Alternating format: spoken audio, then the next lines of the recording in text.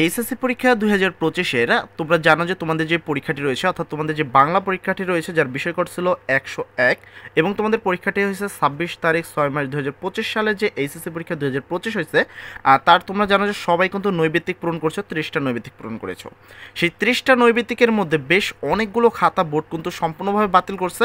অর্থাৎ আজকের এই ক্লাসে আমি মূলত সেই খাতাগুলো তোমাদের সামনে উপস্থাপনা করছি যারা এইচএসসি পরীক্ষায় একটা বড় সড়ো বাস খেতে চলেছে।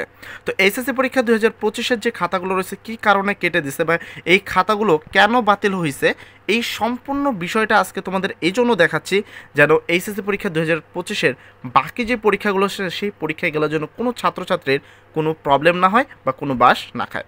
সর্বপ্রথম তুমি একটা খাতা দেখতে পাচ্ছ, যে খাতাটার রোল নাম্বার যদি বলি 28/09, এই যে রোল নাম্বারটা মোটামুটি তুমি যদি খাতাটা যদি প্রথম থেকে শুরু পর্যন্ত শেষ পর্যন্ত দেখো তোমার কাছে তেমন কোনো সমস্যা দেখা দেবে না। তবে এখানে বিশাল বড় একটা সমস্যা রয়েছে। এখানে তুমি যদি দেখো এই যে সেট কোড একটা নাম অপশন আছে, এই ছাত্রটা তোমার সেট কোড পূরণ করে নাই, পাশাপাশি সেট কোডের ঘরও পূরণ করে নাই। তোমাকে মনে রাখতে হবে যে এই খাতাগুলো, এই যে খাতাগুলো বাদ হয়েছে এই খাতাগুলো কিন্তু সবসময় ওএমআরের যেই মেশিন আছে সেই মেশিনের দ্বারা দেখা হয়। এটা কিন্তু মানুষ দেখে না যে এই বিষয়গুলোকে ইগনোর করবে। তো মেশিনের কাছে যখনই দেওয়া হয়, যখন সেট কোড পূরণ হয় না সেই শিক্ষার্থীর নামে কিন্তু এরর আসে। তো তুমি দেখতে পাচ্ছ এখানে সেট কোড পূরণ করা হয়নি, পাশাপাশি এখানে কোনো সেট কোড পূরণ করা হয়নি। তাই এই যে শিক্ষার্থীরা রয়েছে যে 26 তারিখে যে বাংলা প্রথম পত্র পরীক্ষাটি দিয়েছে এইচএসসি পরীক্ষা 2025-এর শিক্ষার্থী, এই শিক্ষার্থী সম্পূর্ণভাবে ফেল করছে, এটা একবার 100% শিওর, এই বিষয়ে কোনো ভুলভ্রান্তি নাই।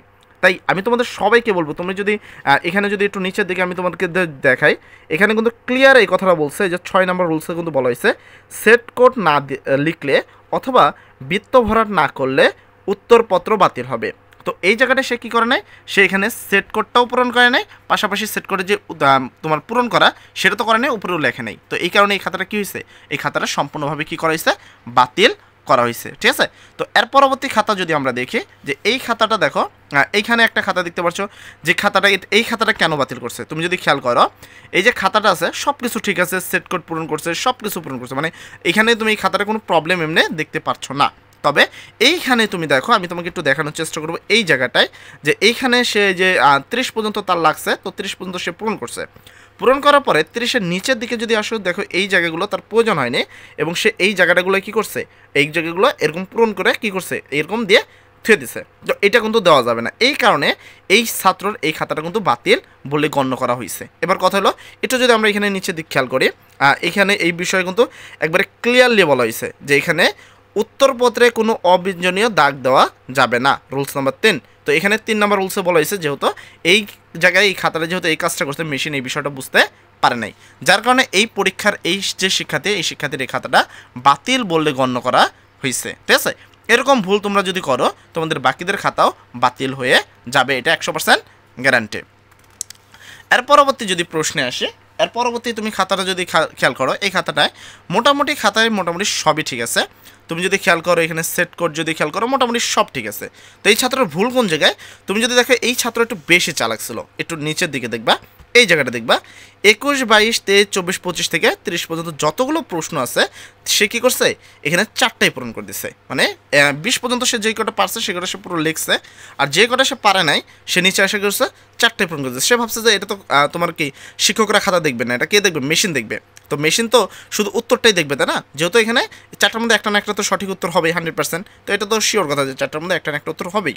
এখন সেই ছাত্র করছে কি এর মধ্যে 4টাই পূরণ করতেছে, মেশিন যদি দেখে তাহলে সঠিক উত্তরটা দেবে, কিন্তু ওই ছাত্র এটা জানে না যদি খাতার মধ্যে এরকম 4টা বা 2টা অপশন যদি পূরণ করা থাকে ওইটা মেশিন ইন্টিগ্রেট করে না বা ওই খাতাটাকে মেশিন কি বের করে দেয়, সেটা এরর দেখায়। এই কারণে দেখবা যে 2টা দাগ যেই খাতাতে দেওয়া হয় সেই খাতাটাই কিন্তু বাতিল বলে গণ্য হয়। আর এখানে তো এরকম এক পুরো সিরিয়াল করার কারণে, মানে পরপর করার কারণে, হয়তো একটা করলে হয়তো না, মানে 2টা দাগ করলে, কিন্তু এখানে যে পরপর করার কারণে মেশিন বুঝতে পারেনি, মেশিন এরর দিয়ে এই খাতাটা কী করছে, বাতিল করে দিয়েছে। তার পরবর্তী যদি পরবর্তী প্রশ্নটা দেখো, এই যে খাতাটা, এই খাতাটাতে দেখো এই খাতাটা বাতিল কোন কারণে করা হয়েছে, তুমি যদি একটু ভালো করে খেয়াল করো এই খাতাটা, এই জায়গাটা আমি তোমাকে দেখানোর চেষ্টা করবো, যেখানে এই শিক্ষার্থীর রোল নাম্বারটা আর সঠিকভাবে বোঝা যাচ্ছে না, যে 12, 20 লেখছে না 12, 29 লেখছে, আর এখানে 83 লেখছে, 89 লেখছে, বিষয়টা বোঝা যাচ্ছে না। আবার কী করছে, রোল নাম্বার এসে তুমি যদি এখানে খেয়াল করো এই জায়গাটা দেখো, এখানে সে এই জায়গাটা পূরণ করে কেটে দিছে, মানে 2 নম্বরে পূরণ করে কেটে দিছে, আবার নিচে পূরণ করছে। আবার এইখানে যদি আসো, এটা এমনি তো বোঝাই যাচ্ছে না কত, এখানে সে 8 পূরণ করছে, 8 কেটে দিয়ে আবার এখানে 3 পূরণ করছে। তো এই যে এই কাজটা করছে সেটা রোল নাম্বারের সাথে করছে, এই কারণে এই খাতাটা সম্পূর্ণভাবে বাতিল হয়েছে। যদি এটা এই পাশে কোনো একটা বিষয়ের সাথে হইতো তাহলে হয়তো বা তোমার একটা মার্ক কাটা যেত, কিন্তু কেউ যদি রোল নাম্বার রেজিস্ট্রেশন নাম্বার সাথে এই কাজটা করো তাহলে সেই খাতাটা সম্পূর্ণভাবে বাতিল করানো হবে। শুধু এইখানেই ভুল ছিল না, এই খাতাটা আরও একটা জায়গায় ভুল ছিল, সেটা হলো এই জায়গায় এসে বিষয় কোডটা লেখেনি। সেখানে কি করেনি, এই জায়গাটা এসে বিষয় কোড লেখেনি। আর এইখানে বিষয় কোড না লেখার কারণে এই খাতাটা এই দুইটা কারণে কি বাতিল হয়েছে। এখন বিষয় হলো এই জায়গাটা যদি থাকে খাতাটা হয়তো হইতো, কিন্তু এইখানে যেহেতু বিষয় কোডটা লেখে নাই যার কারণে এই খাতাটা কী করা হয়েছে, সম্পূর্ণভাবে বাতিল বলে গণ্য করা হয়েছে।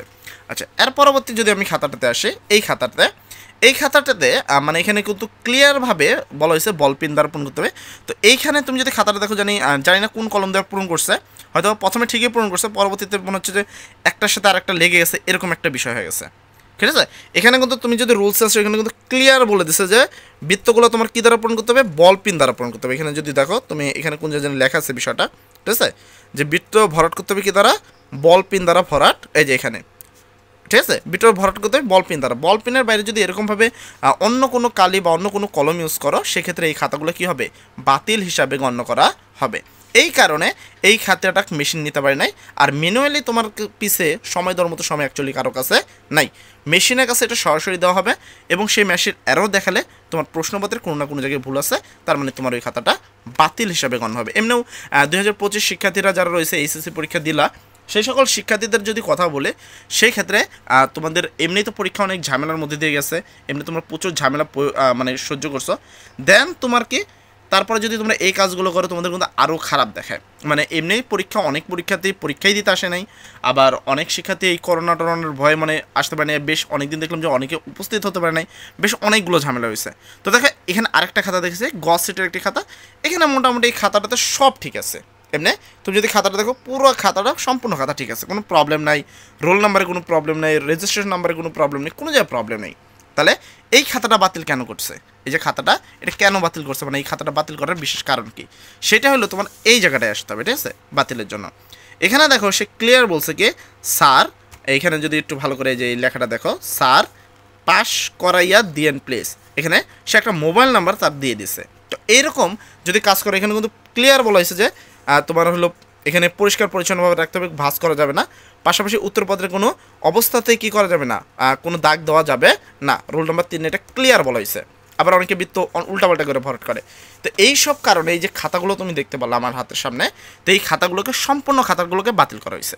এখন এইগুলো শিক্ষার্থীর ভবিষ্যৎ কী হবে, যে শিক্ষার্থী এইভাবে খাতাগুলো তাদের বাতিল হয়েছে। তো এই ভিডিওটা করার মেন কারণটা কি, ঠিক আছে, মেন কারণ হলো সামনে যে এতগুলো পরীক্ষা আছে এই খাতাগুলো দেখে অন্তত সতর্ক হও।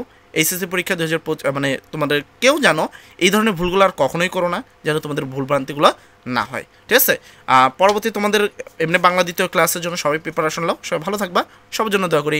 আসসালামু আলাইকুম।